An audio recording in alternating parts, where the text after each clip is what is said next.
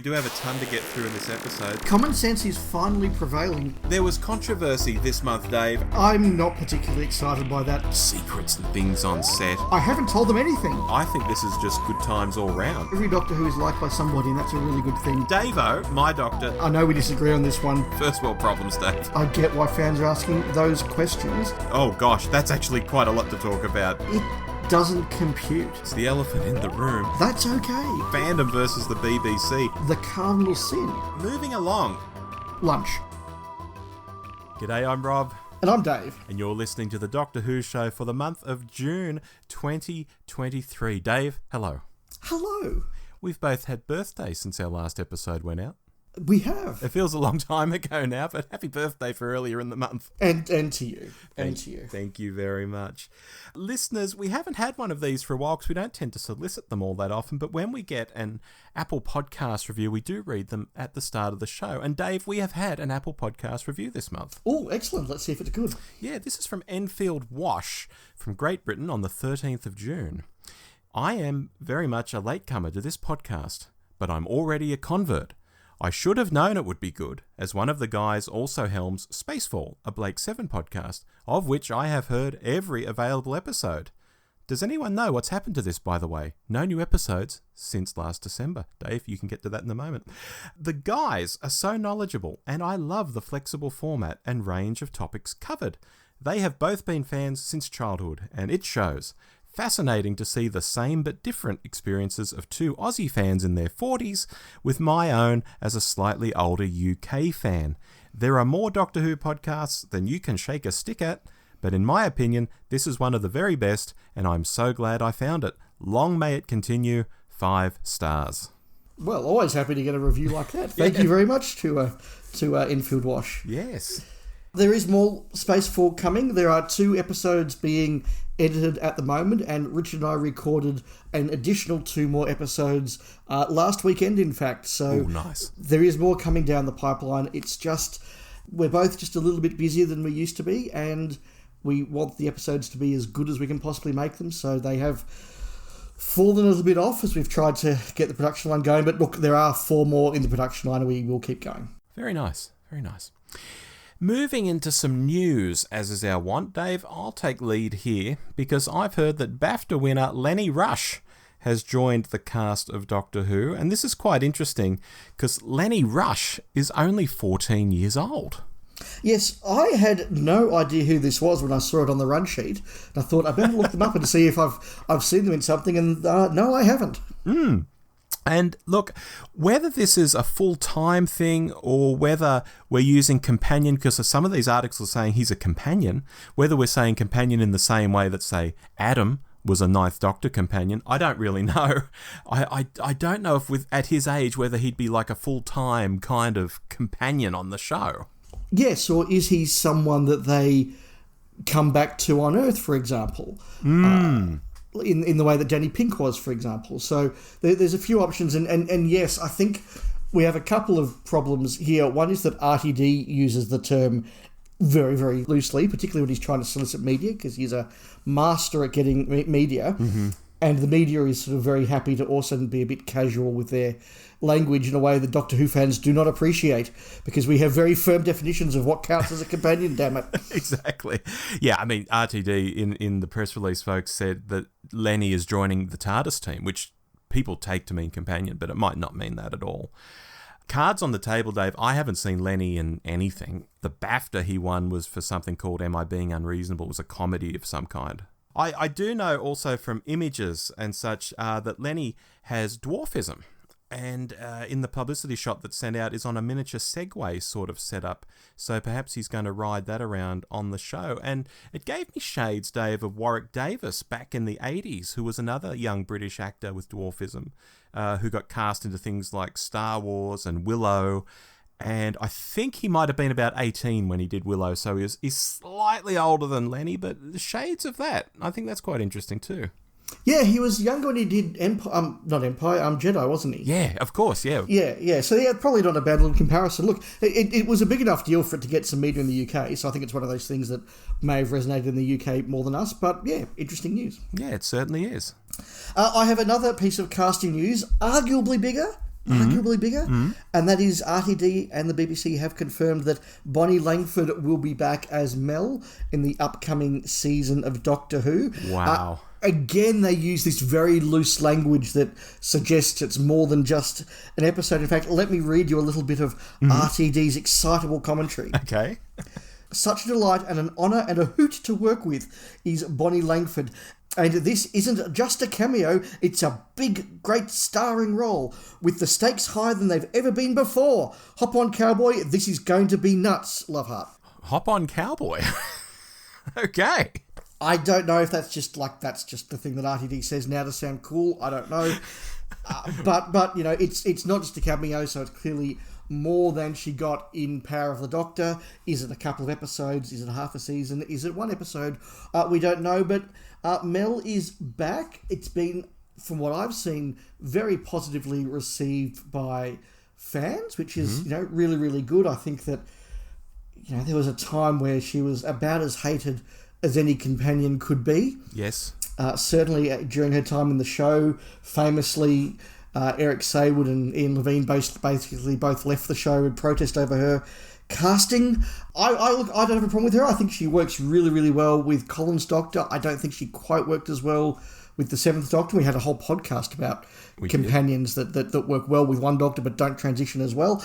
But look, I always thought that Bonnie Langford gave it her all. I think she's really good in a number of stories. She's a really fine actress.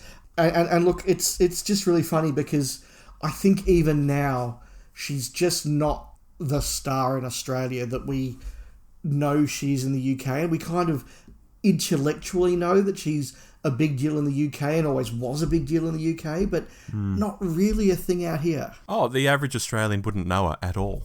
No. Whereas she is properly a household name in the UK, I think. Yeah. Look, it's good to see. I'm very happy that Bonnie's coming back. The only note of caution I have is a year or more ago, Rob, after Spider-Man No Way Home came out, we had a bit of a discussion on the show about the No Way Home effect, and that was really crystallising in the pop genre, pop TV and film entertainment genre, that idea of, you know, the Tobey Maguire and Andrew Garfield come through the portal moment, and everyone in the cinema cheers because their childhood just came back on screen, and it's really lovely. The Flash came out a week ago. I saw an advanced screening. This isn't a spoiler because it's in the published material, but Michael Keaton's Batman is back in that. And there are some other things in there that I won't spoil, but again, we're seeing a lot of this, can I just put someone's childhood on the screen and get some dollars out of it? And I'm a little bit worried that after we did that in Power of the Doctor, which made sense because it was a centenary of the BBC episode, is there going to be a little bit too much of the, I'm bringing this thing back and I'm bringing this person back and you all cheered when I brought companions back, so let's just have more. And that could be great. It could be fun if it's done really well. There's just a little nag at the back of my brain that goes, is it going to be too much? Yeah, well, even Flux itself was delving into the idea of multiverses and things. It didn't do much with it, but it was certainly talking about it because it was very conscious that that's in the zeitgeist at the moment in pop culture. And I kind of shuddered at that. That was enough for me. Yeah, so look, I'm sure it'll be positive. I'm absolutely not, you know, down selling this. It's a useful moment to talk about whether we're going to see a lot more of that No Way Home style nostalgia.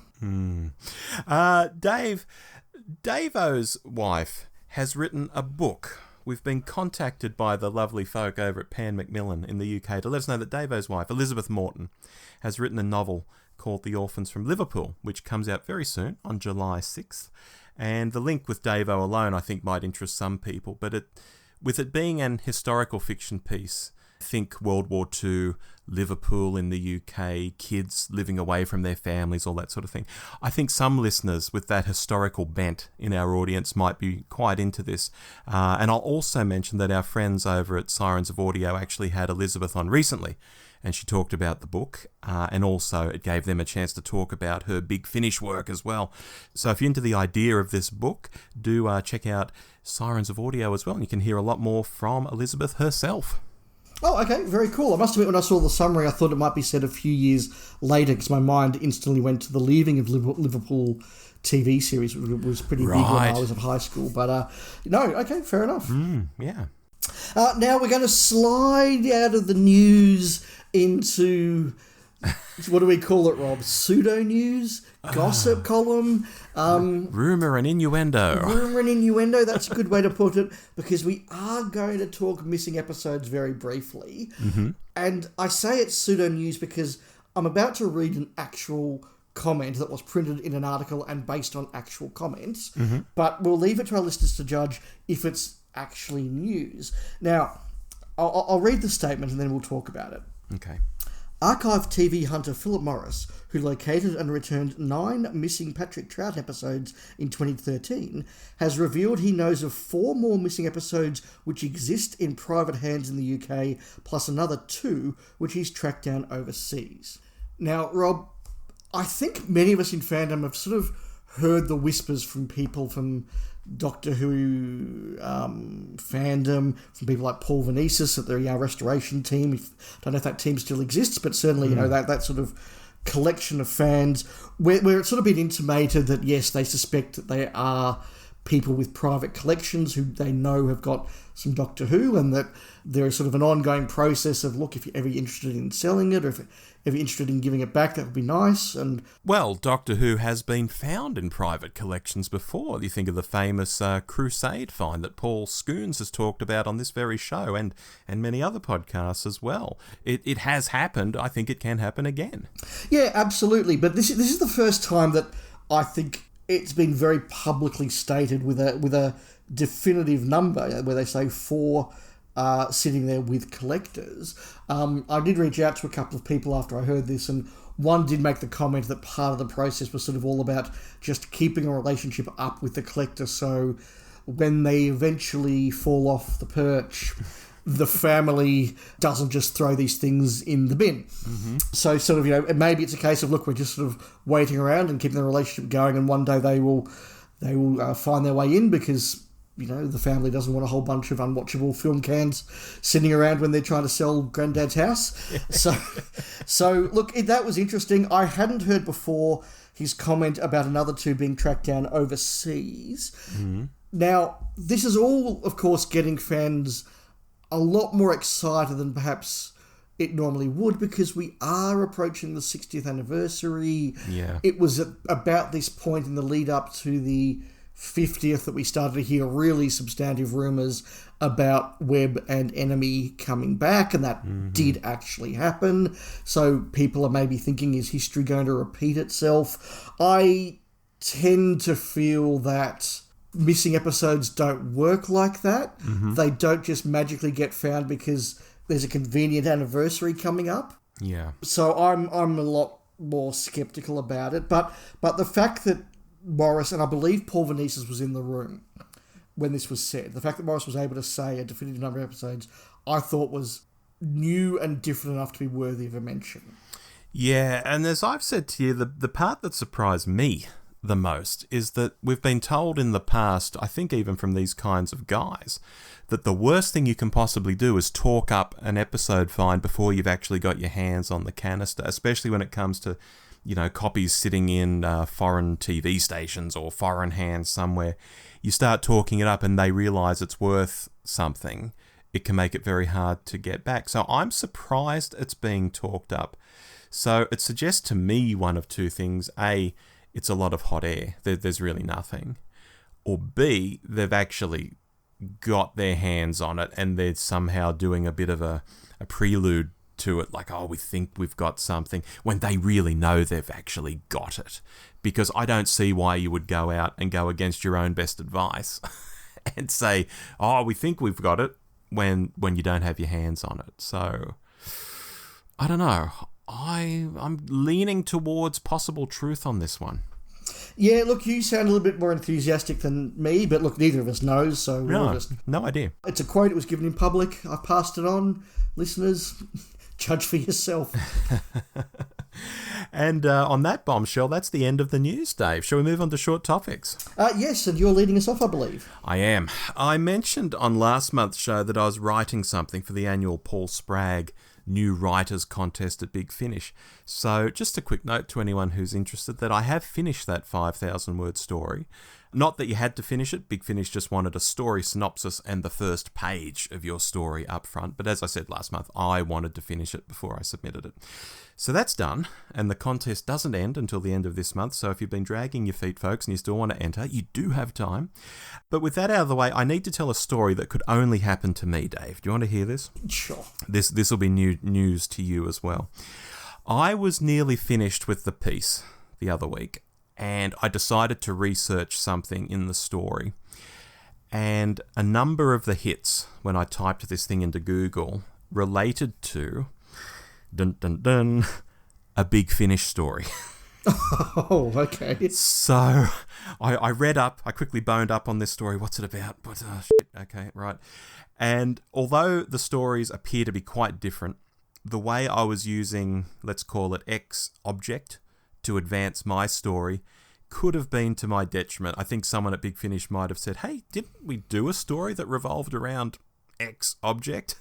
So I quickly went back and amended the story to try and avoid that. And in doing so, I think I lessened the story. Maybe it still works. Maybe it doesn't. I'm a bit too close to it. And I got really dispirited when this happened. If I'm honest, if I'd known earlier, I would have taken some massive detours around it. Maybe not even written that particular story at all. But there you go. It's done now. My submission is in. And at some stage in the future, I will make the story public. Is the version you'll make public the original or the Big Finish safe one? It'll be the Big Finish safe one. Okay. Yeah. Yeah, I've changed it too much now to actually go back and, right. and pull together bits and pieces from old edits. Oh, that'd be a nightmare on its own. So there you go. Oh, very nice. I now feel what maybe script editors feel when they're editing a story and think, oh my God, this doesn't work, and they have to almost rewrite it. Yeah. Do you feel like Terrence Dix when Philip Hinchcliffe went off the robot and you had to put in Dr. Solon and take your name off it? Yes, I do. Right, well, if I see a Big Finish piece come out written by Robert Bland, I'll know who it really is. Very good. Dave, have you got something? Yes, look, as listeners will know, I went to a event in Sydney recently with Sophie Aldred, and we've since then we've released a little mini episode talking about that. And when I got on the plane to go and meet Sophie Aldred, I thought, look, I like taking a new adventure on a plane because unlike big thick non-fiction books that I usually read, a new adventure fits perfectly in your jeans pocket and you can travel around with them, so they're great to read on the move. And so I thought, I haven't read Kate Orman's Set Piece since it first came out in the 90s, and given that there was a chance I'd be interviewing Kate Orman as well, this seemed a very logical thing to sort of get stuck into, and I have since finished it. I finished it a few weeks ago, in fact, and it was a really interesting read. I totally understand why I got very little out of it when I was about 13 or 14, because it's very densely written is not the right description, because that implies it's hard to read. It's very easy to read, but Kate Orman does write in a very literary sort of way, a very clever sort of way that isn't easy reading. It's you have to work. Now it's a fun, enjoyable kind of work, but you do have to work with her prose style, and that is, I think, where a lot of the joy of Set Piece comes from. In plot terms, there's actually not a lot there.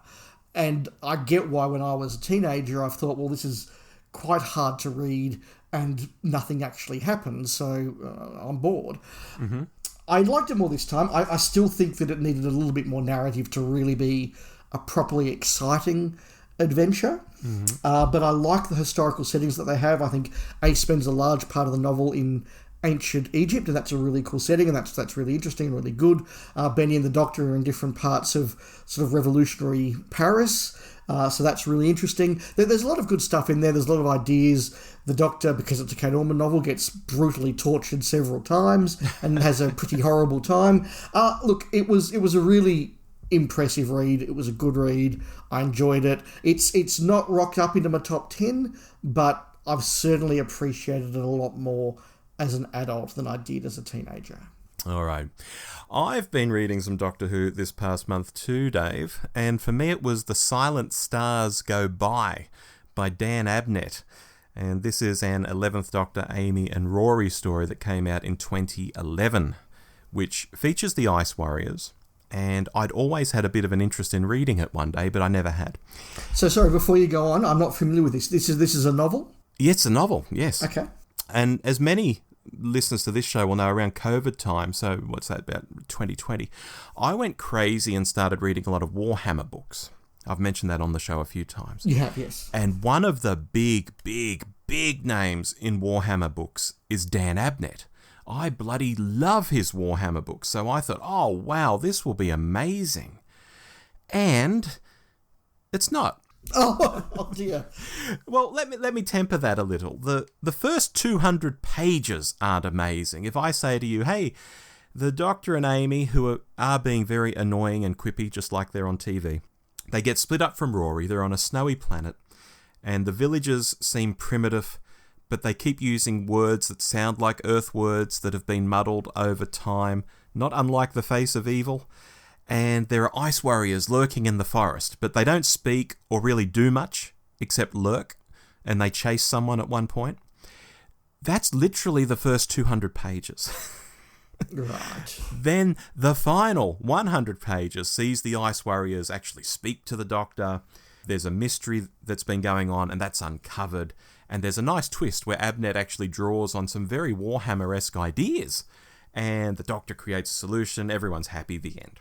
So it does get better. Okay, to be fair, it gets a lot better. But 2/3 of this novel feel like a pointless and boring runaround filler, which is funny because the book you were just talking about sounded like it might have been quite simple and full of filler too. I was disappointed with this overall. Dan Abnett is way better than that. So there's my book review from 2011. Silent Stars Go By. Don't bother, people. Don't bother. Firm, but fair. Okay, there you go. There you go. Brilliant. Shall we move on to our main topic, Dave? Yes, I think we should. Right. Tonight's topic, folks, as you know, is the writer Mark Gatiss, part of an irregular series we've done on Doctor Who writers over the years. Dave, why did we pick Mark Gatiss? Well, look, as you said, Rob, we have over the years done a couple of other writers. We started off with Terry Nation, and I thought that was a really good exploration of his work. We've done another classic writer as well. And we thought, look, you know what, we probably should do a new series writer. That would be a good thing to balance things out now. And we really can't do one of the three showrunners because you'd be here for half the next 4 hours trying to do all their episodes, but also, they're showrunners. It's a whole different conversation. Yeah. And so we had to look at who are the writers that have done a nice body of new series work that we can look at. And Mark Gatiss is the obvious standout there. He's written 9 episodes of the series across 4 Doctors, which is a pretty huge contribution. So there's a lot to talk about. Mm-hmm. But the other thing that really got him over the line, I think, for both of us, is this theory we've both had for a long time that everybody loves half of Mark Gatiss's episodes and hates half of Mark Gatiss's episodes, but no one can agree on which half is which. Very true. Very true. So as a bit of exercise, we thought, look, we'll go through, we'll see how our views on his episodes have changed, what we think of his writing, and at the end of this, we're each going to give a top 3 and bottom 3 and see how many snaps we have or not. Yes. Dave, would you like to take lead or shall I? Well, look, I might just give us a little bit of a prelude because between us choosing this topic last month and recording tonight, I have read his 2 missing adventures. Oh, that's dedication. I haven't. Yeah, look, I really sort of just wanted an excuse to read Nightshade because I haven't read it for quite a long time and it's a favourite of mine. Right. And rereading it again, I was just reminded of what an absolutely excellent book that is. It's a proper page turner, and when you read Gatiss's Nightshade, which is the first professional contribution he made to Doctor Who fairly early on in the range, I think it's the 8th book in the New Adventures range and the first standalone, it feels like the Doctor Who story a Doctor Who fan has wanted to write for many, many years. And in their mind, they've been going, I will do this, and I'll have this, and I'll set it here, and I'll have an English village, and I'll do it in the 50s, and all the rest of it. And it's really, really effective. The Seventh Doctor's great in it. Ace is great in it. It's a lovely book, and it just works really, really well. And so that was really enjoyable. Very clear from the start that Gatiss is a fan of horror. High body count, lots of nasty deaths. I suspect that's a theme we're going to be coming back to a bit across the course of this episode. Mm-hmm. And then I read St. Anthony's Fire, which I had no memory of at all, and asking around, and when I mentioned this on Twitter, no one else had any memories of this one at all. I don't know either of these books. I own them. They're on the shelf just over there, but I have not read either of them, so tell me what you can. Yeah, so St. Anthony's Fire was written a few years later in 1994. It's about halfway through the range, and it starts off really, really well. It has a proper alien world of Patricia, which has lizard people on it, and these lizard people have a proper society, and they go around their businesses as lizard people, doing lizard people things, and there's a civil war on the planet, and it's set in a jungle, and Gatiss takes a while to really create a really interesting world, and it takes a little bit to kind of get your mind around all these characters with weird lizard people names and weird lizard people ranks and weird lizard people job titles. Right, but once you sort of get that all sort of is sorted in your mind, it's a really good sort of alien society that he sets up, and he throws the Doctor and Benny into it, and that's really interesting. The first 100 pages, I was really excited. I thought, why isn't this mentioning more people's lists of good Doctor Who, good New Adventures? Then he brings in the other thread, which is the chapter of St. Anthony's Fire, a sort of a religious cult that goes around the galaxy being ultra-religious to people.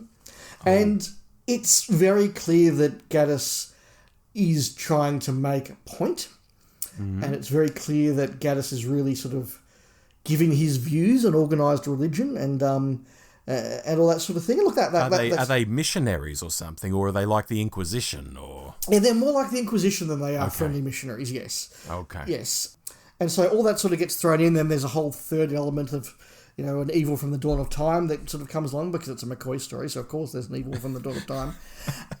And look, I enjoyed it more than I expected. I think it's better than its reputation suggests. It doesn't quite have the coherence of the, oh my God, this is the first Doctor Who story I've ever written, and I've been thinking about this for 10 years, and it's perfect. The same as Paul Cornell's Revelation or Gareth Roberts' Higher Science. Like, they feel like the story they've always wanted to write. Yeah. This feels like the, what's my second book going to be? I'm going to do this.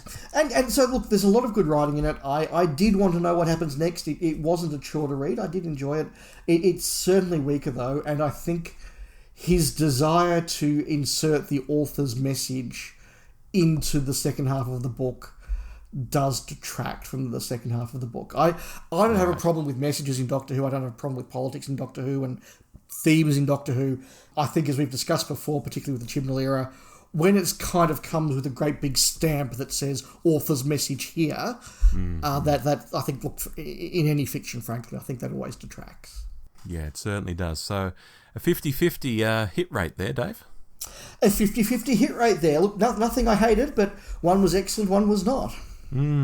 Shall we get on to the TV episodes? We shall. So look, I've waxed a bit about his new adventures, but let's bring you in, Rob. Do you want to do number one? Yeah, look, obviously everyone knows he kicks off in Doctor Who proper, Doctor Who on telly, with the Unquiet Dead back in 2005. And I've got to say, I was really happy with this story back in 2005, and I still like it now. We'd had a modern day story, which was all right, and then we had a sci-fi adventure that I wasn't blown away by. And then Gatiss pulled this out of the hat, and it was spooky, it had an historic flavour, and I was thinking, yes, this is Doctor Who, or at least what Doctor Who can be, and what appeals to me. So before we get to Dalek in story number 6 in that series, which is where many people say, oh, look, the series really takes off from there. Yeah, absolutely, yeah.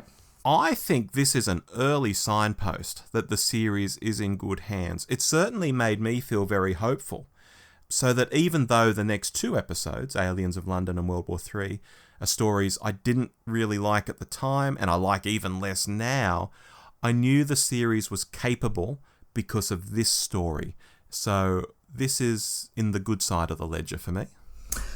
Yeah, I have similar views, certainly in my approach to the story. Mm-hmm. I think that when I watched it again, and this would be probably the fourth time I've watched it, and the last time would have been when we did our Series 1 deep dive a few years ago. Mm-hmm.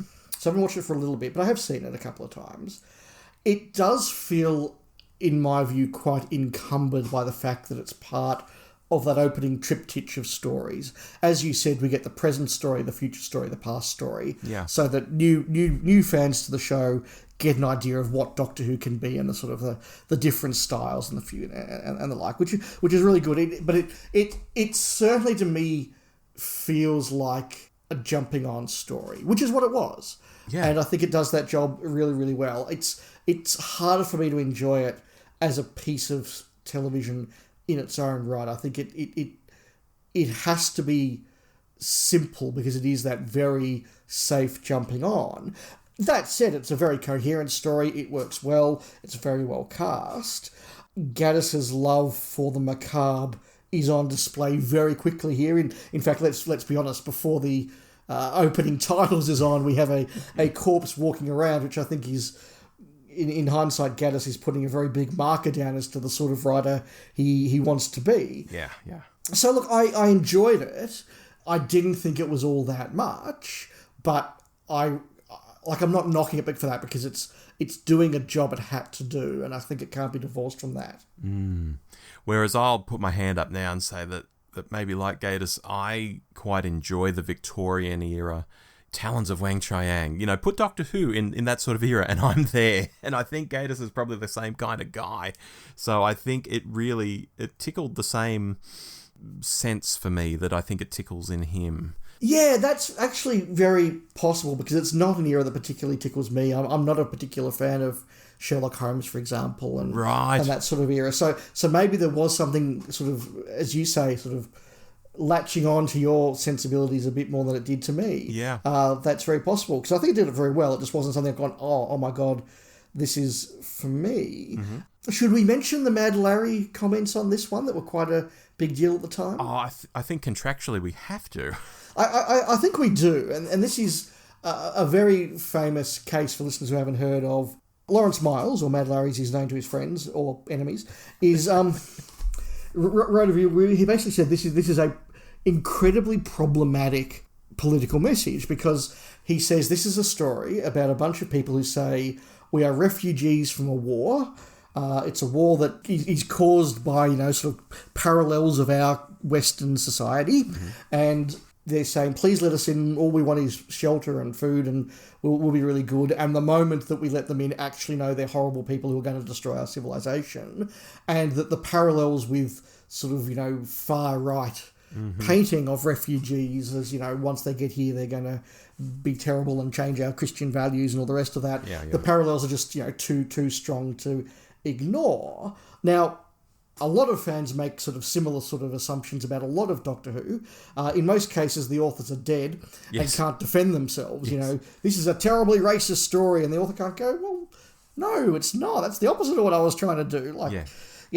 Whereas in this case, Gatiss is alive and well and loved by many, and he was able to say, oh my God, I had no idea. Well, obviously that's not what I do. And as is the case in a lot of Doctor Who stories where, we're trying to do some perhaps parallels and suddenly they're a bad guy. Well, it's because it's on at Saturday afternoon at dinner time and we need the monster. Yeah. Why do the Gelths suddenly turn out to be evil and bad and dangerous? Because we want an exciting monster to wrap up the last part of the episode. So I think that's all Gatiss was trying, or I'm sure that's all Gatiss was trying to do, but it's an interesting window into the fact that I think he was so keen on writing that exciting adventure with a cool monster and walking corpses. It never occurred to him that he was, writing a polemic about the dangers of refugees. Yeah, you can read stuff into anything if you really try. I think that's for sure. Yeah, absolutely. So we both liked it. You liked it more. From the sounds of things, yes. Well, let's kick on into his second episode. We're now into the David Tennant era, and that's The Idiot's Lantern. as you know, Rob, I've long been a bit of a fan of this one. I've long had a Yes. soft spot for it. When we talked about stories from each era to introduce someone to the show, The Idiot's Lantern was my go-to for the Tennant era, because I do think it's a very enjoyable story. Look, I don't think The Idiot's Lantern is a classic. I don't think it's The Impossible Planet. I don't think it's Human Nature. Mm-hmm. But I do think, and I found it again watching this, it's an enjoyable story that fills out its length in exactly the right way. It's got a start, it's got weird things happening, it's got the Doctor teaming up with a local schoolboy to investigate them, and then you've got a big, dramatic, action-packed finale. The alien is a different sort of thing that you would get in a piece of inventive Doctor Who. It's not something you get in most other TV series. You do get a little bit of message in there, and I'll come back to that after I've heard your thoughts, Rob. Mm-hmm. I did find the Doctor and Rose particularly smug and difficult in this. Yeah. I really struggled, particularly when she's correcting the guy about the Union Jack and is wrong. But fortunately, Rose loses her power to speak after 5 minutes, which maybe is another reason why I enjoy it so much. That's my opening bit on The Idiot's Lantern, Rob. Where did you come? Dave, it's one I didn't mind on release, but it's gone down for me since. Okay. Looking at it now, I think the era looks good on camera. I think The Wire is an interesting enemy. Magpie Electricals is a cool concept. And then there's the B-plot with Tommy and his family, you know. Put together and baked, though, I don't think the cake quite rises in the middle. The faceless people feel a bit silly. The Doctor and Rose are obnoxious. And after an episode of building up Eddie as someone who is awful and who his mother and Tommy must get away from, and indeed, they do get away from him, Dave, the Doctor then tells Tommy to keep Eddie in his life. Which seems like utterly terrible advice after everything we've been shown about Eddie. Maybe if he had some redeeming features and we're sort of on the fence and it's like, oh, well, he's so awful in this way, but oh, look, he's good in this way. Oh, you know, yeah, okay, maybe that's good advice. But he's built up to have no such thing. He's built up to be a really, really rotten egg, Dave. And yet the Doctor tells Tommy, yeah, keep that guy in your life. That's a good idea. And I just think, no, that's a terrible idea. Interesting point. I'll comment briefly on the faceless people, because I think this is one example where we need to remember it's 17 years ago. And I agree with you. When I watched it this time, I did look at that faceless person effect and thought, oh, that's a bit rough. That's a bit ropey. Yeah. And it would have been cutting edge at the time. And I think that's reasonably, Yeah, so that does date it a little bit. I think that the B-plot, as you call it, Rob, is interesting, because I think that having written a very straightforward adventure for his first episode, and really the whole of season 1 isn't getting too much into sort of the feels, if you like, in terms of sort of what the writers are putting in. There's obviously a bit of that, but not nearly as much as would come in later. I think having written that first one very safely, Gatiss is trying to work some message into this one, and it's worth pointing out that Gatiss is an openly gay writer. I think he's now got a husband. Yes. And I think that Tommy does feel like a bit of an avatar for Gatiss. Whether it's particularly reflective of his household growing up or not, I'm not quite sure. But certainly I think that there are insinuations there that Tommy is, if not gay, then he's certainly, a softer-souled, more sensitive boy. Yeah, he's the mummy's boy in quotation marks. Yeah, and there was certainly, I think that some of the comments the dad made about it were trying to point that to the audience in a way that those that would know would get it, and those that didn't, it would pass over them. So I think that you can read that in there, and maybe because Gatiss is making Tommy the avatar for him as the writer, he can't bring himself to not reconcile the family at the end of it. Right. And maybe also, again, because obviously, this is a gay writer writing for a gay producer and a gay showrunner, maybe there is a sense of not wanting to leave any child who watches that and thinks, oh, I relate to that, with the message, well, if things aren't perfect, you've got to leave your family. And maybe they do want to sort of reassure them that actually, no, you can all get together and you can all still be a family. Maybe they felt that was a necessary message, even though I agree it's a little bit incongruous with what they've written so far. Yeah, I mean, I don't want to draw parallels to other horrible things that could happen in someone's life and the person is told, no, stick together with that person, you know. They're all right. In the long run, it'll work out great. You know, it just strikes me as being so weird, but I think you could be right there. Maybe it is a better message for kids that running away maybe isn't the answer, because it sometimes isn't. But maybe he just shouldn't have been made out to be so awful. Because that's the incongruous bit to me. Yeah, I think that perhaps they've got to the end of the episode and realised they have to pull back, and then didn't reflect that across the episode. So I think this is an example of where, although I don't think it's, you know, author's message stamped here in the way it was in St. Anthony's Fire, I think that it is a case of the author's message is seeping through the narrative and twisting that narrative in a way that isn't quite satisfactory, but that seems to have dragged it down more for you than me, because I really enjoyed this one. Yeah, oh, no, that's fine. Like I say, it's one I enjoyed at the time, but it's since then that it's gone down a bit for me.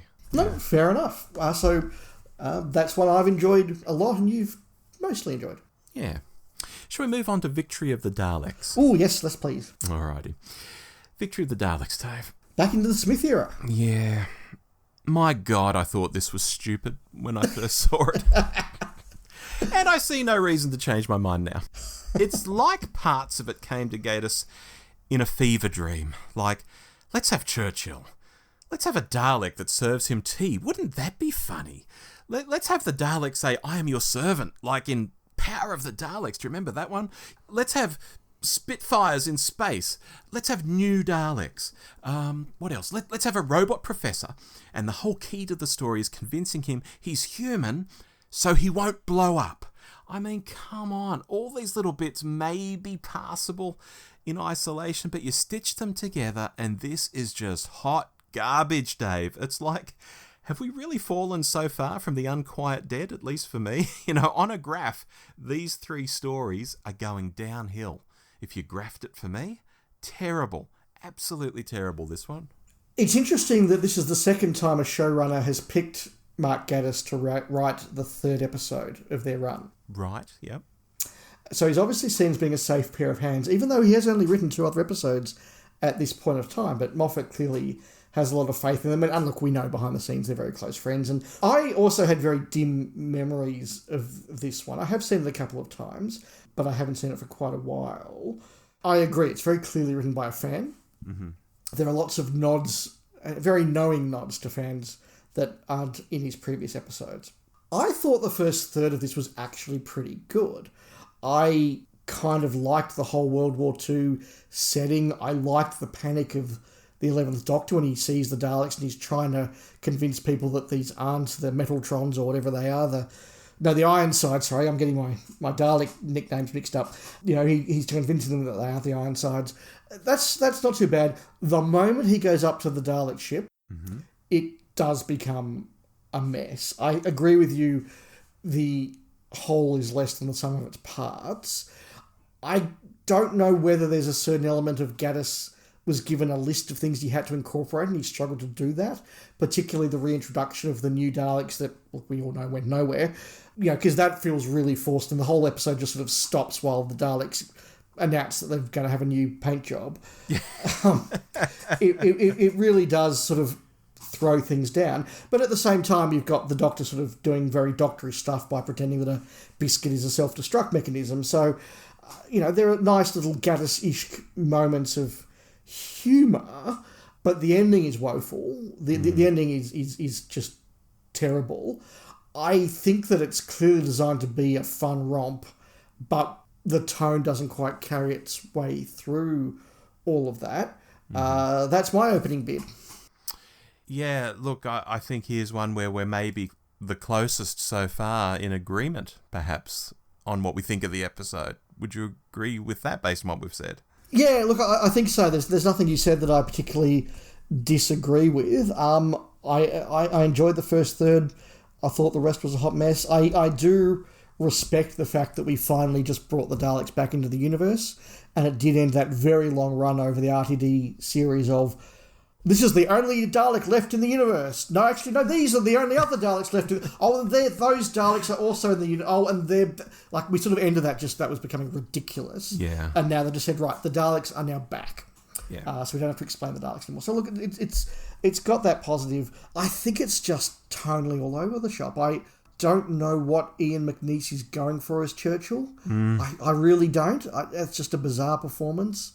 You've got this really just kind of camp fun, bizarre, wacky, whatever word you want to use it, concept of the Danny Boy Spitfires intercut with a robot remembering its lost love and that's why it defuses the bomb. It's just tonally all over the shop, and I wonder if it is a bit of a reflection of Moffat still getting his feet under the desk as a showrunner. Maybe he clearly proved he could write a script. He wrote some great scripts in the lead up to being showrunner. Yes. Was he quite practiced in turning somebody else's script into a finished draft? Maybe not. Yeah. The Bracewell thing at the end just...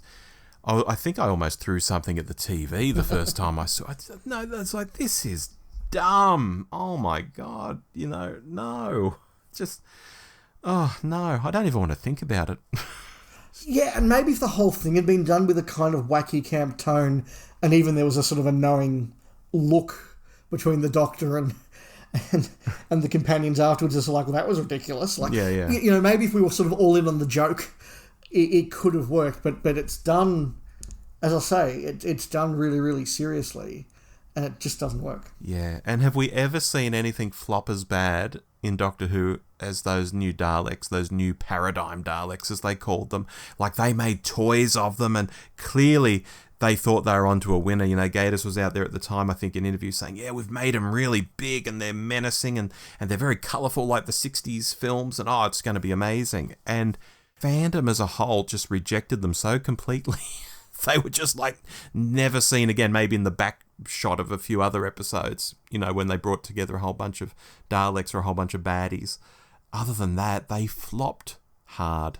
It's really incredible because many times I can think of fans on social media or forums, whatever the case may be, or the letters pages of DWB, there's always been things that fans have hated, and the production team has invariably just sort of gone, okay, that's just a very loud, noisy bunch of online fans or letter-writing fans. Who cares? The general public will love it. Yep. In this case, I don't know whether it's because the general public as well hated it and they had some feedback on that, or whether they just were a very new production team that thought, oh my God, we've upset the fans, stop! And maybe if they were, a year later into their time, they'd be a bit more confident and wouldn't have done that. I don't know, but it is just extraordinary. But they are pretty terrible. Yeah. Should we move on to Night Terrors? So I am fairly sure this is the first time I've watched Night Terrors since I watched it on broadcast. Oh, really? I went into this with absolutely no memories whatsoever, and it's terrible. Yeah. Nothing happens. Nothing happens. I was utterly bored. There was no plot. I think that the imagery is designed to be incredibly creepy and menacing and memorable. Mm-hmm. That's clearly what they were going for, and I just thought it looked kind of cheap and silly, and I was bored. Mm-hmm. I get what Gatiss was trying to do, but this to me should have been a horror novel. Right. I think that as a horror novel where you can be very slow, very much focused on the tone and people just creeping around and sort of weird menacing things happening, that in a book you can spend a lot of time talking about how weird it is and how dark it is outside and how it's making people feel. Mm-hmm. But it doesn't translate to television. Yeah, this is one I'd never been on board with myself. I think back to the time this rolled around, which was 2011. We'd had 6 years of Gatiss at this point, and he'd done, as I say, quite well with the Unquiet Dead. Idiot's Lantern had gone down, Victory of the Daleks, you've just heard my thoughts on. So as soon as I saw the trailer for this with the creepy dolls, I was like, oh God, let's take a trip to Cliché City. I'm gonna hate this. And that's a shame in some ways, as the heart of this story is a horror story. So you're quite right to say, maybe this would do well as a horror novel. With a little boy who's scared of the dark, and being in a creepy doll's house feels quite right for Smithy's era. People talk about, well, they used to talk about at least, the fairy tale nature of Smithy's era. So it's on point for what the era feels like. These are all things I should latch onto, because I don't mind a bit of horror. I don't mind the fairy tale aspects, but I just don't. I'm not into it. I can't get past what feels like horror by numbers. It feels trope heavy. Yeah, I'm just not on board with this. Maybe not hating it as much as you, but certainly on that side of the ledger. Interesting that you said the heart of this is the horror novel. I actually don't think that's the case. I think the heart of it is meant to be a very heartwarming story about a dad learning to love his adopted son. Oh, so even getting sucked into the rug or the carpet? No, nothing like. Well, I mean, because it ends with that whole lesson about I love you and I'll never abandon you, and I don't know whether there was something in Gaddis's life that particularly made him want to write that, or maybe Moffat wanted him to write that sort of a story, and was inspired by something. And look, I have heard people that have been new fathers saying that when they saw this as a new father, it really tugged at the heartstrings and meant something to them. So maybe there is some heart there that you and I are missing, but it is, I think. Yeah. I think that heart is the B, if not the C plot, and it is buried behind a lot of very, very boring walking around. And, even stuff like the moment where Amy's turned into a doll, well, dispassionately you can say, well, we know that Amy's not being written out, so who cares? And frankly, I loathe Amy so much that having her turned into a doll and not able to speak or act is, to me, a step up. Yeah. So a bit of a stinker here, I think. Yeah, we seem to be unanimous on that. I thought we might disagree on that one, but no, look, I think it's terrible. Yeah. Oh, look, and it's fair for you to say that, because, like I just said, there are aspects of this that I should actually like, but I just don't. Yes. Yeah, I thought this would be a lot more your vibe. Yeah. Moving on to Cold War, Dave, I'd like to subtitle this one The Return of Mark Gatiss, because for me, aside from one aspect of the story, which I've mentioned several times over the years, I think this is really neat. I think the 80s setting is cool, and we have fun with it. We're doing a base under siege, essentially. Well, it's a submarine, but same thing. Clara plays a proper companion, not an I'm as good as the Doctor, me kind of person. And by making it a solo Ice Warrior adventure, we're in similar territory to Dalek back in Series 1. Obviously not by Gatiss, but a very popular story. All of this is great, and I do like the episode. The only blot on the paper here, I think, is, as I've mentioned on the podcast before, inventing that the Ice Warriors are really small little guys outside of the armour. That was never a thing in Doctor Who. It didn't sit well with me that he sort of rewrote Ice Warrior history, or wrote enough into it, new stuff into it, that it really jarred for me. And I didn't like that aspect at all. But overall, I think this is a really cool story. I like the way you call it The Return of Gatiss, because I think this is Gatiss returning to his roots a bit. Oh. After a couple of episodes where he has tried to insert some message or some heart or some of his sort of approach to writing, he's gone very traditional. Mm-hmm. He has just said, right, let's do a base under siege. Yeah. Let's find an isolated place that we can't escape from. Let's put a classic monster into it, and let's just do that. Let's just have fun. And I think that it really works. This is, for me, one of the stronger episodes of its era. I think it's a really good run around. I enjoyed it watching it this time. We need to note in passing, it is superbly well cast, in part by accident. Mm-hmm. I don't think they quite knew that a number of people they cast would become significantly bigger names by the time, a few years had rolled around. So they did get it, although it's disappointing Josh O'Connor was killed after about the first 5 minutes. But I was like, oh, wow, that's Josh O'Connor. Oh, he's dead. Yeah. So that's really good. I agree with you. My exact note here, Rob. Ice Warrior is good, but the whole getting out of its shell is a wank. That's one way to put it. Yep. Look. I'm not nearly as angry about that as you are. I kind of get what they were trying to do. They were trying to do for the Ice Warriors what they've done for other returning monsters and put a modern day twist on it. So I get it. I think it's a bit of a wank, but I get it. I'm not angry about it. I still think it lacks an ending. Mm-hmm. I can remember thinking at the time when the Ice Warrior flying saucer rocks up going, oh, cool, this is what the last 10 or 15 minutes is going to be. We've had all the lead up with one Ice Warrior and setting up that they're really badass, and we're going to do all that. Oh, now we're going to have, the final confrontation with a bunch of Ice Warriors, of course. Oh, no, he's just gone. Yeah. That's it. Oh, we're done. Okay. It really does feel like either he ran out of time or they ran out of budget. Mm-hmm. And so we've sort of got that. It really feels like a real sort of tacked on joke ending. Can we get a lift? Yeah. I reckon that was pared back for time or budget reasons. But no, look, this is fun. Yeah. This is good. This was better than I remembered, and I remembered it pretty well. Very good. Shall we move on to the next? This is one that I know a lot of fans are big fans of. That's the Crimson Horror. Mm-hmm. And when it was first on, I was very excited by it because it had, of course, Diana Rigg, who was fantastic in The Great Muppet Caper and probably some other stuff as well. So once again, this is the second time I've watched this episode. I haven't seen it since broadcast. And I don't get it. I don't get it at all. My main feeling with this one was boredom. It takes a lot of time to really get the story going. I think Diana Rigg is doing something. Not sure what, but it's something. The sort of revelation that Mr. whatever his name was a slug, kind of, I didn't see that it was coming that it was going to be a slug, but it was very clearly not going to be a real person. It was very unsubtly set up. I think that if Cold War was him returning to traditional Doctor Who, this is him returning to his love of horror.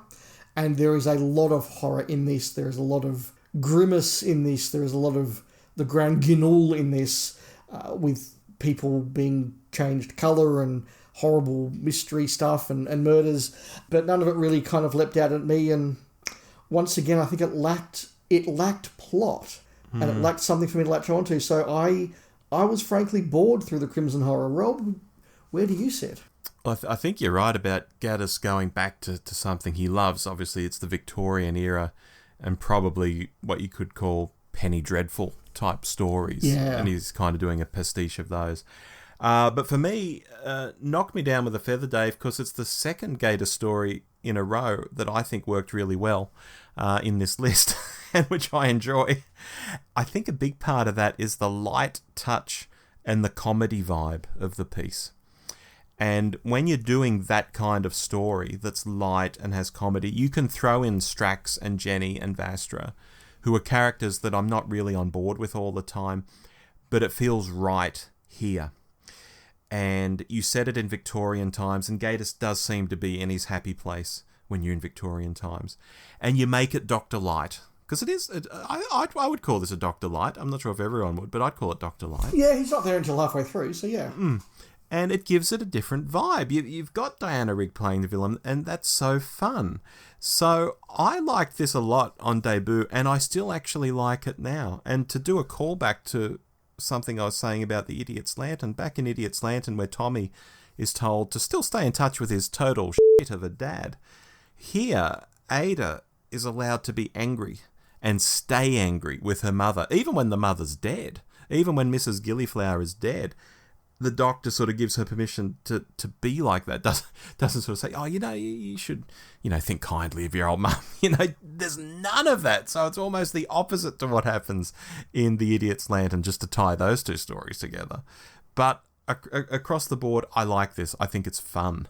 That's really interesting. Look, we've talked about the fact that you like Victoriana more than I do, and okay, that's fine. That's a reason for you to like this more than I do. It's interesting when you said this has got a lot of comedy in it. I was very tempted to sort of do the whole really where, but look, I'll make the more sensible point, which is you're probably right. The problem with comedy is that it's a spectrum that different people get in different ways, and it really hadn't occurred to me that this was a comedy until you just said it then. But then as I'm listening to you talk and you say, "Oh, Mrs. Gilliflower," I'm like, her name's Gillyflower. Of course this is a comedy. It's clearly meant to be silly. Yeah. I didn't notice that as I was watching it. I didn't find it funny. I didn't laugh at it. I was just sort of bored by it. So is this a case of where my failure on the humour spectrum has just been, this has just gone completely over my head? As loath as I am to call it a failure, I think that the different ways we've watched it do probably contribute to how we find it. Yeah, because it is intended to be a comedy for sure. I think it's a send-up of a Penny Dreadful sort of thing. Yeah, and maybe my lack of familiarity with Penny Dreadfuls means that I didn't quite get what he was riffing on, so I didn't see it as a send-up. I just thought it as a really bad plot. You know what I'm saying? Bad Doctor Who episode, yeah. Yeah, because you saw it for... you saw what it was satire and gone, that's a really clever satire. I've just gone, what's it doing? Yeah, I think that could be the difference here. Okay, so that's one we have had quite a different view on. Very different.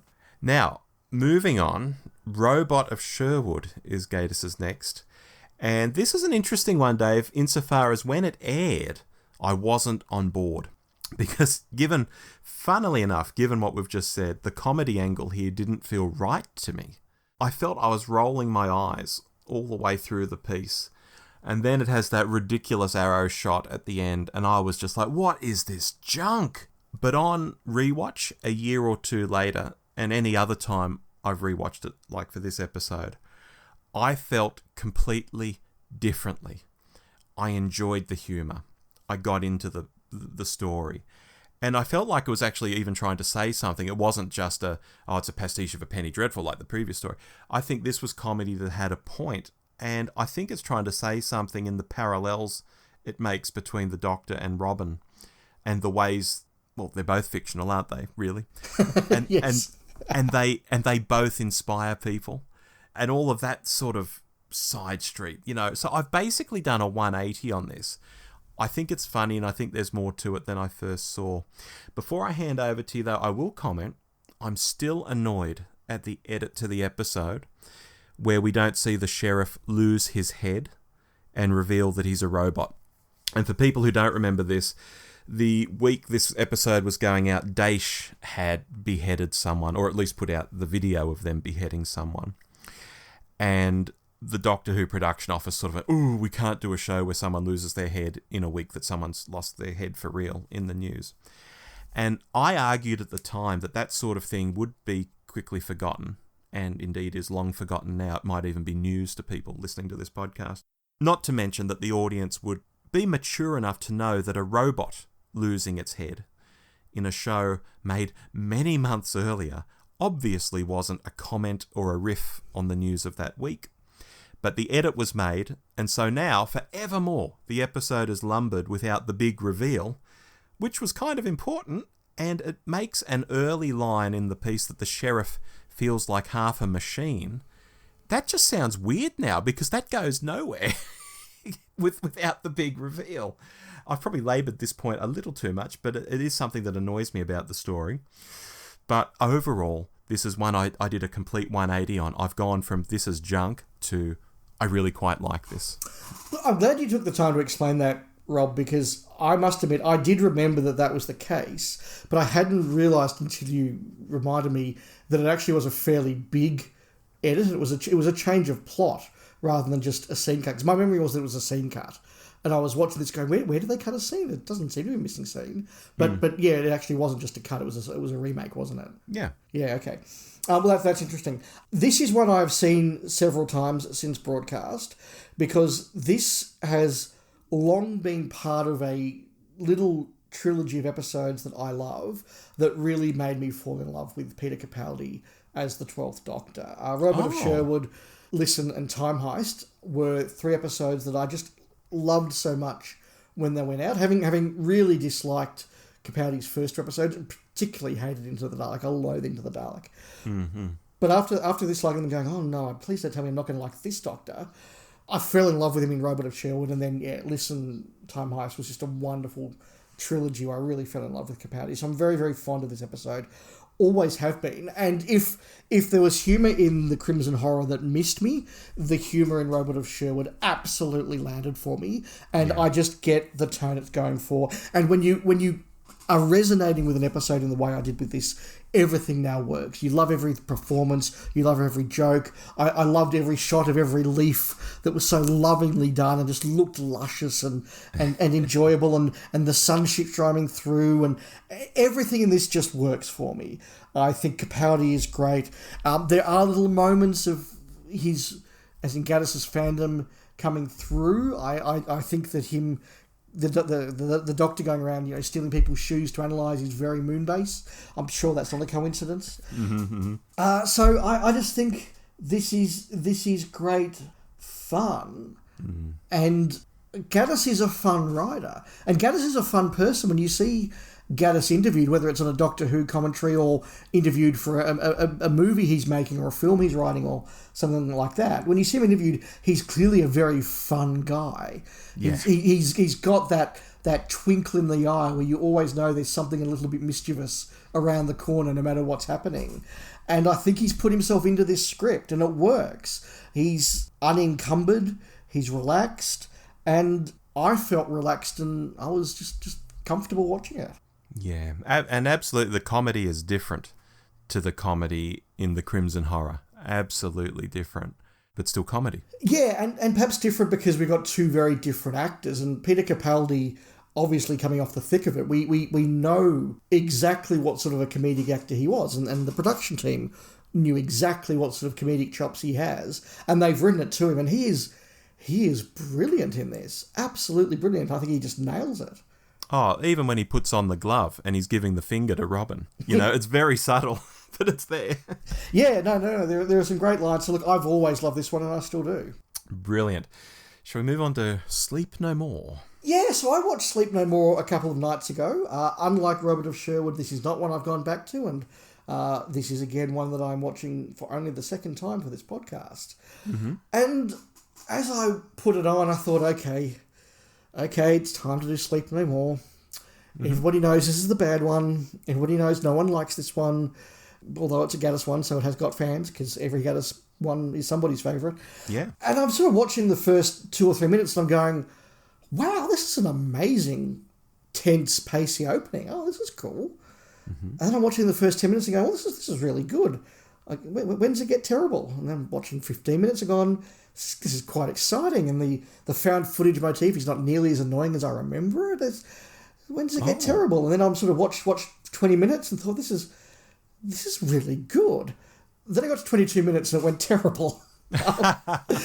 Halfway through. Look, I said that partly for comic effect. There is a point kind of where we're introduced properly to the plot, where I think this does start to come apart at the seams a bit, which is a shame. I think that the first 20 minutes, I was really surprised at how much I enjoyed it. It's pacey, it's tense.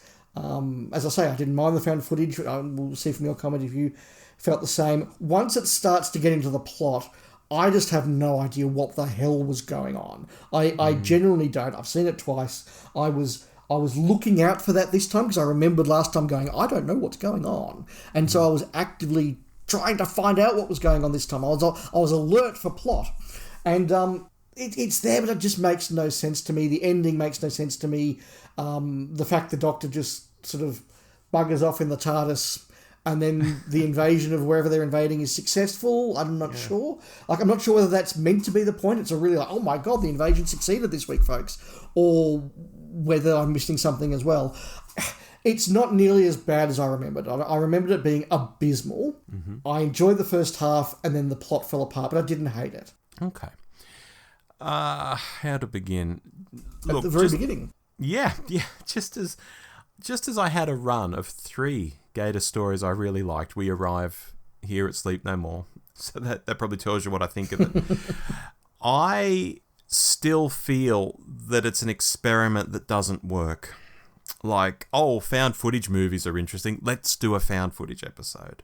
And if I'm kind, it does kind of give us this view of the Doctor and companion from other people's perspectives, which is generally something that works well in shows. I think of that Next Gen episode, Lower Decks, that casts the regulars in a different light, because we're sort of seeing it partially through these younger guys, eyes. Yeah, a favourite of mine, I'll just say. Yeah, favourite of many people for Next Gen. But I digress. Probably because I don't want to talk about Sleep No More. The backstory to the monsters is silly. The monsters look silly. And the story is really just a big runaround. I just don't like it. Again, it's an experiment, and experiments can be cool. I get that. Sometimes you do something experimental and it's just awesome. But this isn't that for me. It still doesn't work for me. I get why you might think it's better this time around. I think it's the same effect as when we rewatched Jodie, and without the pressure of it being the story of the week, we could sort of see better things in Jodie episodes. It may be a bit of that. I don't want to speak for you, though, but it may be a bit of that. I just think this is dire, and I think its reputation is deserved. I'm glad you mentioned it being an experiment, and I was going to make the point, love it or hate it, I give it credit for trying to do something a bit different. I think that it's good when Doctor Who tries to mix things up a bit, and in Gattis's 8th episode, you really feel like he's trying to mix it up, and what we're 5 series into Moffat showrunner time, so yeah. I think they're both reaching for something different, and I commend them for it, whether it works for you or not. I don't think it is necessarily the Jodie thing, because if that was the case, I probably would have liked Crimson Horror and the other one whose name I can't even remember, Night Terrors. I would have liked them a lot more. I didn't. This one, I genuinely really enjoyed the first half. I think that part of it is that I went into it knowing it was a found footage thing and prepared for that to not work. And then when it kind of did work, I thought, yeah, okay, that's not a problem. So that maybe did help a bit, as opposed to the first time I've watched where I'm going like, what is this? Like when do we get to normal cameras? And it's not just a found footage, because there is that whole twist in the fact that you're not wearing a helmet, so it's recording units through the sleep and all the rest of it. So there was a plot point to the gimmick, which I'll give it credit for. I don't have anything much more to add. I thought this was much better than I remembered, even though it does completely go off a cliff at about the 22-minute mark, and the last 5 minutes is just... I was still sitting there going, what? Yeah. What? Yeah. So it's not it's not going to be in my top 3. That's the first spoiler I'll give for the end of this. It's not in my top 3. Safe to say. Okay. But it was better than I remembered. Okay. Well, let's move on to the Empress of Mars, which is Gatiss's final slice of Doctor Who to date, at least. He may come back to the show. Who knows? And I find this one curious, in the sense that Gatiss has taken a lot of elements that seem really cool and interesting, and again, thrown them together much like the Idiot's Lantern, and again, they don't rise for me. I mean, he's got ice warriors. I love ice warriors. And he's got Victorian soldiers on Mars, when no one listening to this podcast will actually know this, because I've never spoken about it. But I used to really love a role-playing game called Space 1889, which was all about Victorians in space. So I'm really on board with the idea of having redcoats on other planets, right? I absolutely get it. I love it. I've played a role-playing game about it. I do wonder whether Gatiss might even know Space 1889 himself, the way he took this story. But when I watch it, I just feel something's missing. It's competent, sure, solid, maybe. I have nothing to really rag on it for, but again, I don't think it's anything special either. So perhaps, at long last in this list, for me at least, it's a non-Marmite Gatiss episode. It's just, yeah, that's all right. I'm a little bit better disposed to it than you. This is one of those episodes where sometimes you have an episode that you've got a lot of good points to make, but then there's a big thing that sort of offsets that. This isn't that. This is one of those things where I think the central concept is really strong, the direction's really strong, the production's really strong. It's a good, fun episode, but it's just got a few little things that chip away at my liking. Right. I think the chatty ice warrior doesn't quite work for me, and maybe that's me bringing my classic fan love of the Ice Warriors into it, where I'm like, this guy's very chatty for an Ice Warrior. Ice Warriors don't chat. That was just a little sort of niggle for me. I think that this is a return of Gatiss trying to make a bit of a social comment. I think he's trying to do a bit of a riff on colonialism thing here. Look, I don't think that's a particularly profound statement to make. Some of it works really well. A couple of times he does lean into, hey, everyone, look at my very cool social commentary I'm making about colonialism. Colonialism is bad, you know. Mm-hmm. It's not a big deal. It's not a big problem, but it just sort of chips away at my liking a little bit. But look, otherwise, I think it's a really fun episode. It doesn't outstay its welcome. Mm-hmm. And I think at this point, he certainly knows how to fill exactly the right runtime very well. And let's face it, he's always filled out his runtime neatly, whether it worked for you or not. Yeah. He knows how to write television. Oh, yes. And so I think this was just good. Okay. Dave, before we get to our top and bottom threes, I've got 3 Gatiss extras to throw at you. You started this by talking about his novels. I've got some extras to throw at you. Oh, excellent. I have a minor one myself, but I'll hear your 3. Okay.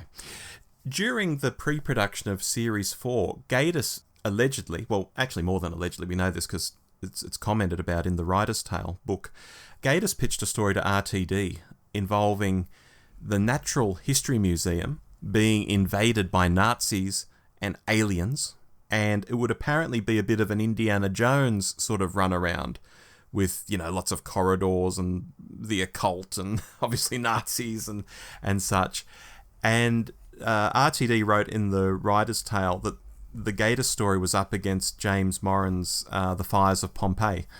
And we all obviously know The Fires of Pompeii got the chocolates. So we never got to see this Indiana Jones-inspired Gatiss story. Would you have enjoyed that, possibly? Oh, look, I love the Natural History Museum, so yeah, I would have been keen to see that for sure. Yeah, that sounds really interesting. That's one of my episodes that didn't happen. Another episode that did happen is, of course, An Adventure in Space and Time, and I think we should touch on this briefly, because I still find it's remarkable that this got made at all. I know the 50th anniversary was a big deal for Doctor Who. I know Doctor Who was and is a big show, but I still find it extraordinary that they made a telly-movie about Verity Lambert and William Hartnell and people like this back in 1963 making Doctor Who. And of course, Gatiss is responsible for this, and hats off to him for it. Yeah, I remember seeing that when it came out. It was one of my top 3 highlights of the 50th anniversary at the time. I thought it was an absolutely gorgeous piece of television. I've soured on it a bit as I've really come to appreciate how much of it is just actually historical nonsense. And I think that's a great shame, because a lot of fans will see it as being accurate. They'll sort of go, oh, I saw it in An Adventure in Space and Time. This is what... Like, no, that's nothing like that actually happened, which is a great shame. Although it is interspersed with some factual scenes. The scene where Sidney Newman talks William Hartnell back down off the ledge is apparently a verbatim account of something that did happen, for example. But most of it is historically dubious, if not made up. I think that's a shame, because it's a gorgeous piece of television. Oh, but look, a lot of biopics are like that. I've made a YouTube video. I was reading Robbie Krieger's biography, his autobiography, Robbie Krieger from The Doors, and there's a chapter where he listed about 7 or 10, I can't remember, things in the Oliver Stone Doors movie that never actually happened. And I ran through them in the video and put corresponding footage to them. And I made the comment in that video that, you know, people will watch the Doors movie even now, let alone in 10 or 20 years' time, and think, oh, that's what happened. That's what a Doors concert looked like, or that's factual. When, like, one of them was, you know, in the movie, they play a gig in San Francisco in 1968, and Robbie Krieger says, we didn't play a gig in 1968 in that city at all. And we certainly didn't play one at nighttime with a bonfire and naked people running around the bonfire, you know, it's like... But that will become people's view of reality, and it's the same with this Adventure in Space and Time. There will be elements of it that are completely fictional, but people will be like, oh, that's what happened. That's what Hartnell said. So I hear you. Yeah, that's fair. And quickly, finally, instead of The Empress of Mars, Gatiss was actually thinking of making a follow-up to Sleep No More, believe it or not. Yes, I have heard that. Yeah. It never got very far, so I think it was going to be similar sort of effects, just playing out, you know, on a more of a planet-wide scale, maybe on a bigger scale, but it didn't really get very far in the writing. I think he sort of maybe pitched the idea, possibly half-heartedly given the response to the original story, and it just went nowhere, and he ended up writing The Empress of Mars. But I just thought I'd mention that too, that was on the cards at one time. Yeah, and look, I could certainly believe that he intended to do that, given how open-ended the episode actually is.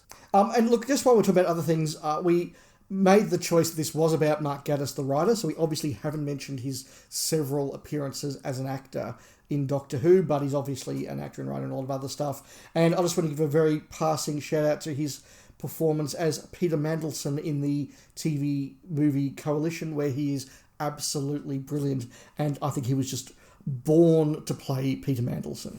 Oh, very good. He was very good in Game of Thrones as well. Sure. Back when Game of Thrones was good. It was? Cool. Originally, yes. Dave, shall we move on to our top and bottom three? Yes, I think we should. And why don't you go first? With my top or my bottom? Whichever you feel you want to run with. Well, you always like to end on a high, so why don't I start with the bottom? Okay. And here, Dave, I'm going from my third worst to my all-time worst. Understood. So at number 3, I'm going with Night Terrors. It's not egregious, but I'm not on board with it either. At number 2, Victory of the Daleks. Just a stupid thing. And at number 1, no surprises here from me, Sleep No More. Absolutely woeful. And that was quite an easy bottom 3 to pick, actually. Interesting. We have 2 snaps, which is more than I maybe expected going into this. Okay. But our order is different. I have Victory of the Daleks at number 3, as in the third worst. I think that it's got some good moments, but overall it just doesn't stand up as a piece of coherent television. At number 2, probably no shock having listened to the episode, I've gone with Crimson Horror. I know a lot of fans love it. It doesn't work for me at all. And look, I think it is one of the most Marmite of the Gatiss episodes. And the worst episode that I think Mark Gatiss wrote is Night Terrors, because I thought it was terrible. Yeah, very good. We agreed more than I thought too, actually. We did, which is interesting. Dave, let's talk top 3. Yes. And in a similar running order, third through to my all-time top story. My top 3 would be Robot of Sherwood at 3, The Unquiet Dead at 2, and The Crimson Horror at 1. And even from random comments we've had on Twitter this week, I know some listeners will be stamping their phones into the dirt about now and shouting, "You finished, Irwin, you bloody bastard," you know. And others will be punching the sky and cheering those choices. And I think that's Mark Gatiss' stories for you. It's quite extraordinary, especially as he's a non-showrunner. Yeah, well, look, as I predicted, we have got one of my bottom 3 in your top 3. So that goes to show something's going on there. We only had 1 snap in our tops. There you go. My third best Gatiss story was Cold War. Just a good, fun adventure, a great base under siege. Number 2, I know it's not one of your favourites, Rob, but I had to have the Idiot's Lantern in there. I just think it's a really enjoyable adventure with some good ideas and some depth. But our snap was Robot of Sherwood. You had it third, I had it 1. That's an extraordinarily fun adventure, and that's the one I would show someone to show what Mark Gatiss can do as a writer. Yeah, I think you're right. I think I might do that too if I'm ever in that position, because it is just fun. Yeah, my biggest surprise is that Sleep No More did not make my bottom 3. I'm surprised by that as well. I think a few people will be. So, look, listeners, we would love to hear your top and bottom lists, because we really do want to test this theory that people have very different views on the Gatiss episodes. So tweet us, message us, email us, and we'll have a look and test that. But that's what we thought. Yeah, that was a lot of fun to go through. Yeah, it was. I'm glad I rewatched all of those. Even the ones I didn't enjoy, I'm glad I've seen them again. Shall we wrap the show up, Dave? Yes, so let's start by talking about what we've been watching. And I think we need to say at this point, Rob, we have both been watching The Ashes. Yeah, we certainly have. And I believe, who won the first test, Rob? I know Australia was down for most of it, but... was that team with 3 number 11s in the tail end of their batting order? That would be it. It was the team that didn't declare at the end of their first innings for no apparent reason. Yes, the team that doesn't play baseball. Yeah. Hello to our English listeners. We do love you, I promise. Yes, we do, very much. Dave, what have we been watching in the past month? Look, I haven't had a lot of time to watch things because I've been watching a lot of Mark Gatiss. I've been reading a lot of Mark Gatiss, and Fair. I've just done a fortnight in Canberra. It was, for those of you who are in Australia, you'll probably appreciate it was a very, very hectic and full-on time in the Senate. Not to mention cold.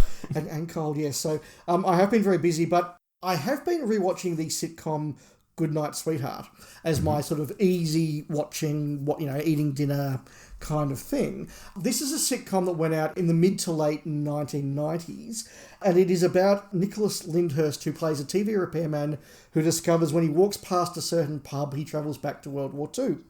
And famously, it was from a time when a friend of mine commented, they're making a TV show where a guy walks into a pub and goes back in time. They're making a TV show where a woman rides a motorcycle and goes back in time, but they won't make Doctor Who.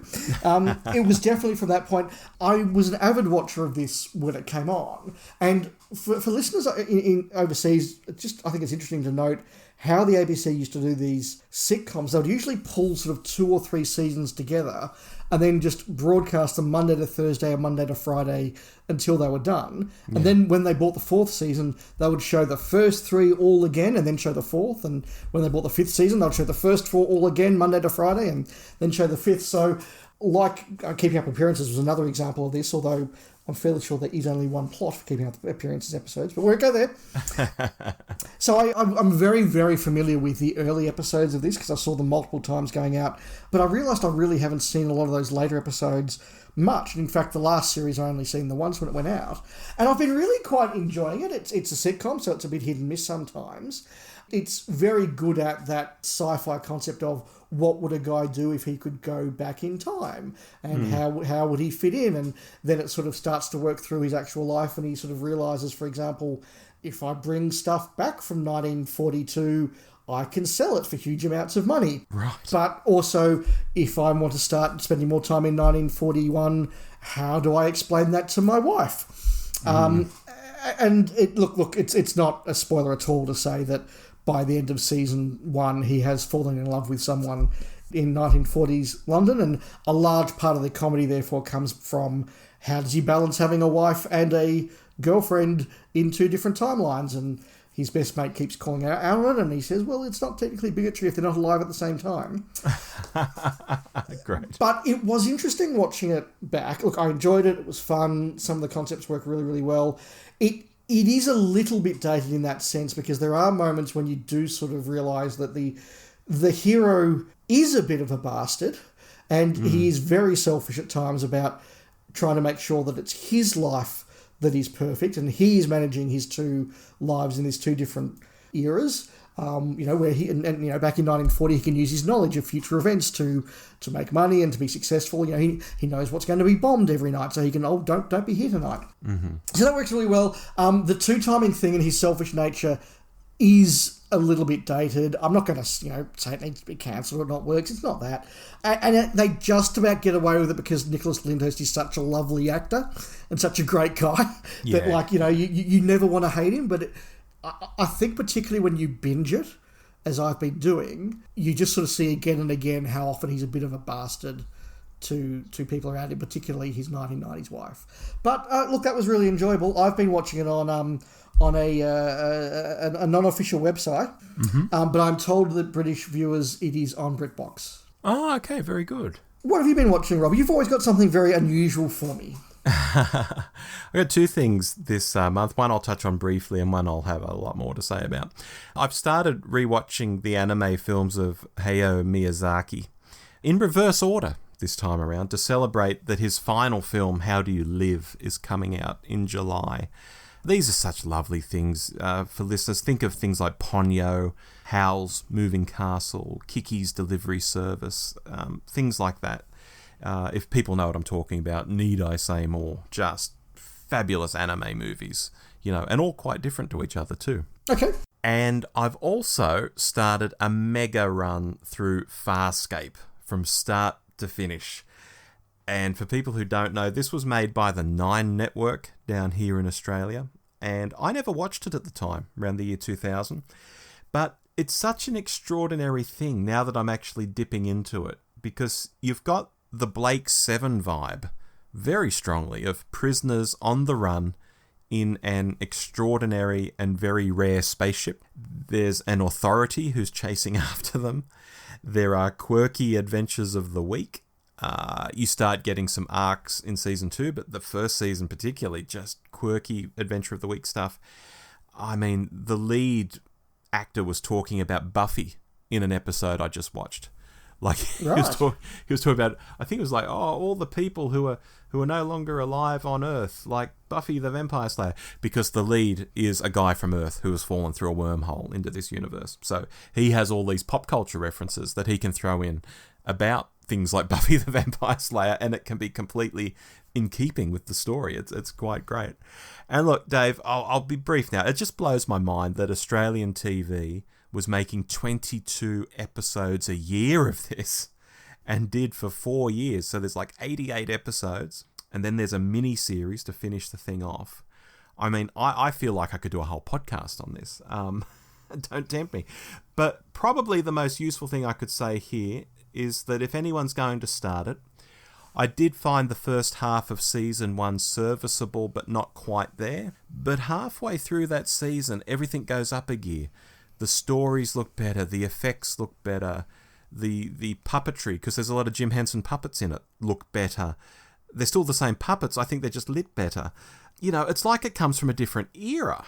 So from halfway through season 1, Farscape is a firm recommendation from me to sci-fi fans. Absolutely. That's really interesting. I can remember it coming out, and look, in the lead up to the year 2000, there were a number of sci-fi type shows that Australian television was doing, but much more aimed at the young adults. I'm thinking stuff like Spellbinder, Ocean Girl, Thunderstone, which I've gone back and watched, and look, they are very clearly aimed for young adults, but I think they hold up quite well. I do remember Farscape being on and a few friends watching it. I was about 20 at the time, and I just didn't need another sci-fi program in my life. I had other things to do. And I think that's where I was at the time too. Yeah. So I'll be interested to see what you think, because my memory of looking at the ads was that it looked terrible. It just looked cheap. I can see why you would think that. Yeah, so I'll be interested to hear more about it when you finish your run. Yeah, it's particularly good too for us who would know all the Australian actors of the 90s and early noughties. Every episode is chock full of all the Australian actors of that era. Right, okay. So it's like, it's him off A Country Practice. It's her off E Street, that sort of thing. Very, very much so. Look, I'll also just note that my favourite of the new era of Trek shows, Strange New Worlds, has started again. Once we finish that, I'm going to go watch episode 2, and so a shout out for our friends over at Trek This Out, who are doing a contemporary set of hot takes with it. Awesome. Well, Dave, this episode has gone on probably quite long enough. Should we talk about what's coming up next month and get out of people's ears? Look, we should. Thank you for sticking with us.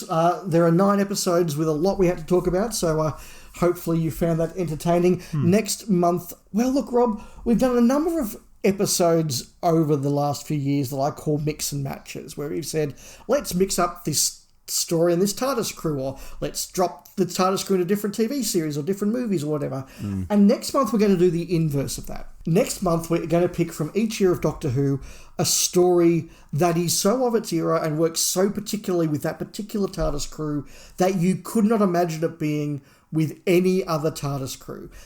Maybe because it's a definitive story of its era, maybe because it's just something in the plot that means you have to have that character, or maybe it's just, it all works so well you would never change it up. Approach it any way you like, mix and match your takes, but stories that have to have that TARDIS crew. As always, let us know your thoughts, listeners. That'd be great. But until then, I've been Rob. And I've been Dave. And we'll see you next time on the Doctor Who Show. Goodbye. Goodbye. You've been listening to The Doctor Who Show with Rob and Dave. Find us online by searching for The Doctor Who Show. We also love it when you write in. Drop us a line anytime at hello@thedwshow.net.